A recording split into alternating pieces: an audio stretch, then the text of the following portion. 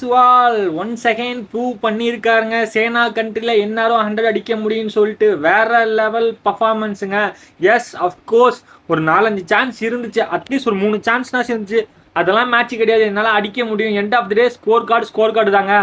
375 chase பண்ணுமா England? பாசிபிளா? கேள்விக்குறிதான். ஆகாஷ்தீப் நைட் வாட்ச்மேன் கிடையாதுடா, எனக்கும் கிரிக்கெட் ஆட தெரியுதான்னு சொல்லிட்டு ஒரு வேற லெவலில் விளாண்டாங்க.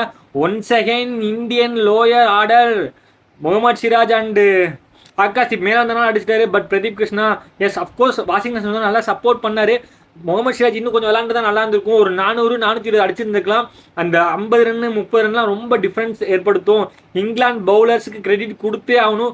3 பவுலரும் மூச்சு விடாமல் போட்டாங்கன்னு தான் சொல்லி ஆகணும். இதே ஒரு வீடியோ ஃபுல் வீடியோ நம்ம யூடியூப் சேனலில் போட்டுருக்கோம். இந்த வீடியோ பிடிச்சா லைக் பண்ணுங்க, கிரிக்கெட் பார்க்க ஷேர் பண்ணுங்க, மறக்காம சப்ஸ்கிரைப் பண்ணுங்க. அதை மட்டும் பண்ண மாட்டீங்களா? Thank you guys.